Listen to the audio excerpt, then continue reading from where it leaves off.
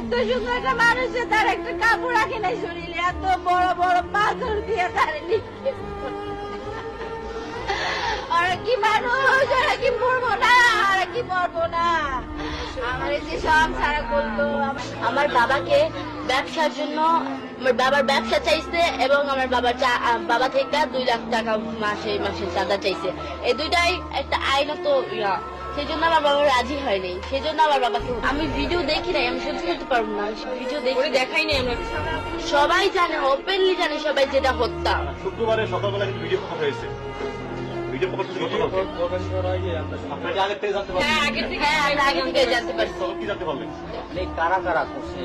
আমি সবার নাম তো জানি না, কিছু মানুষের নাম জানি, যেরকম টিটু, মইন, ছোট মনি, লম্বা মনি, তারপর রনি, কামাল না কাউসার মোল্লা, কাইয়ুম মোল্লা।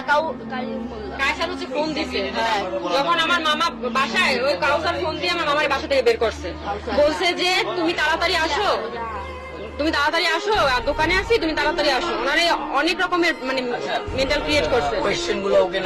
ভিডিওটা পরে প্রকাশ হওয়ার কারণটা ছিল পরে হচ্ছে গিয়া আমি প্রেস ক্লাবে গিয়েছিলাম, বরগুনা প্রেস ক্লাবে। আমার কাছে তার আগে অনেক ভিডিও ছিল, হিউজ পরিমাণে ভিডিও ছিল আমার কাছে। তো আমি এগুলো পেশ করার মতো এই মানে প্ল্যাটফর্ম পাচ্ছিলাম না, তো যার কারণে এটা একটু লেট হয়েছে। আর এই আমার কাছে যে আপনার পাথর নিক্ষেপের ভিডিওটা আসছে আপনার আগামীকাল 9টার দিকে, সকাল বেলা 9টার দিকে। তো ওইটাই আমি আমার একটা কলেজ, আমি বরিশাল ভার্সিটিতে পড়ি, তো ভার্সিটির আমাদের পেজ আছে, পেজে আমি এটা আপলোড করি। আপলোড করার পরে এটা অনেকটা মানে 1 ঘন্টা না 2 ঘন্টার মধ্যে এটা সবার কাছে ছড়াই যায়। হ্যাঁ, এটা প্রকাশ হয়েছে কালকে। কারণ আর এর আগেও আমার অনেকগুলো ফুটেজ ছিল, সিসিটিভি ফুটেজ আছে 7টা। সেটা হচ্ছে গিয়ে আপনার ওই যে আমার মামার সাথে যখন অফিসে বসে কথা হয়, আমার মামারে তখনই তারা ওইখানে বসে মারামারি শুরু করছে। শুরু করার পরে আমার মামার টানা হিস্সা করে বাইরে নিয়ে আসছে এবং ইট দিয়ে মাথা থাকলাই দিছে। আর এখানে একটা শুট করা হয়েছে আমার মামা, এটা কিন্তু এটা করা হয় নাই। হ্যাঁ, বন্ধুত্ব ছিল। এই যে মুবিন উনি, হ্যাঁ মুহিন, উনি হচ্ছে গিয়া ওনার যে বাসার খাটটা পর্যন্ত আমার মামা কিনে দিচ্ছে। আর তারপর হচ্ছে গিয়া আপনার বাজার করে দিত, তারপর চালাইতো আমার মামা ওদের চালাইতো।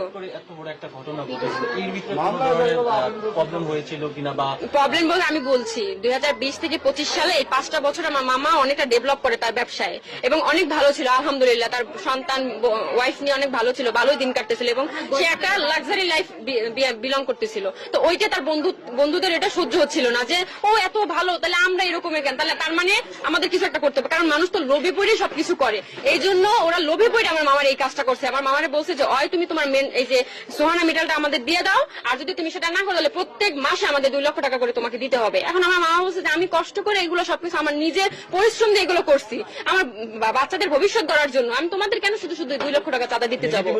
হুমকি দিচ্ছে আমার মামার ডিরেক্ট, একদম ডিরেক্ট। আপনারা যখন আপনার মামা